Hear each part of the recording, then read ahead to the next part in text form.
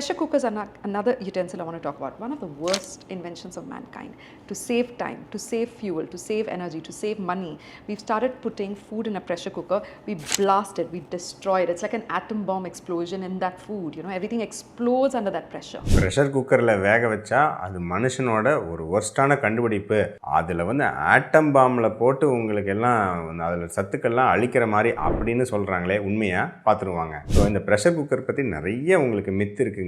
So அதை இன்றைக்கி உடச்சிருவோம். அதாவது ப்ரெஷர் குக்கரில் நமக்கு ஹை ஹீட்டில் ஹை ப்ரெஷரில் கம்மியான டைமில் நமக்கு உணவு வேக வச்சு நம்ம இது பண்ண முடியுது. அதுக்காக தான் அதை யூஸ் பண்ணுறோங்க. ரெண்டாவது, இந்த ப்ரெஷர் குக்கரில் யூஸ் பண்ணுறதுக்கும் கஞ்சி வடித்த இந்த சாதத்துக்கும் என்ன வித்தியாசம்? அரிசியில் அமைலோஸ் அல்லது அமைலோபெக்டின் அப்படிங்கிற வகையான முறையில் தான் வந்து உங்களுக்கு இந்த மாவுச்சத்து ஸ்டார்ச் வந்து இருக்கும். இதில் ஒரு 10% வந்து அந்த தானியத்தோட கொஞ்சம் வெளிப்புறமாக இருக்கும், 90% கொஞ்சம் உள்புறமாக ஸ்ட்ராங்காக ஒட்டிட்டுருக்கும். ஸோ கஞ்சி வடித்து சாதம் ப்ரிப்பேர் பண்ணும்போது உங்களுக்கு அந்த 10% அந்த வெளிப்புறமாக இருக்கக்கூடிய ஸ்டார்ச் வந்து தண்ணியில் கரைஞ்சி வந்துடும். ஸோ அந்த தண்ணியை நம்ம கஞ்சி வடிச்சிட்டோம் அப்படின்னா ஒரு 10% அதோடைய மாவுச்சத்து குறையும். நிறைய பேர் நினைக்கிற மாதிரி மாவுச்சத்து அதில் காணாமல் போயிடும் அப்படிங்கிற அளவுக்குலாம் உண்மை கிடையாது.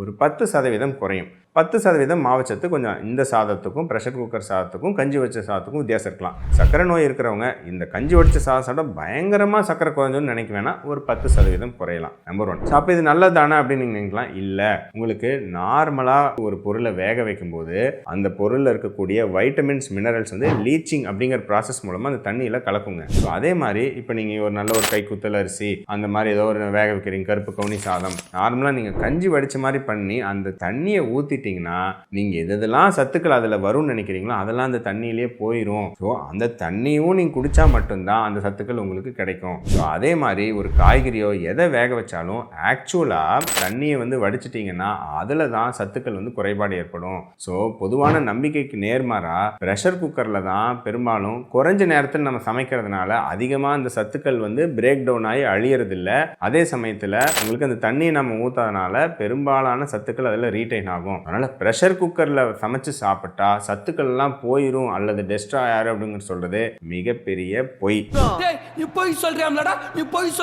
சரிங்களா? இதை நம்பாதீங்க. உங்களுக்கு எப்படி பிடிக்குமோ தாராளமாக சமைச்சு சாப்பிட்லாம். ஆனால் முக்கியமான பாயிண்ட், அந்த தண்ணியில் நிறைய சத்துக்கள் இருக்கும், அதையும் சேர்த்து நம்ம சமையலில் யூஸ் பண்ணிக்கணுங்கிறத ஞாபகம் வச்சுக்கோங்க.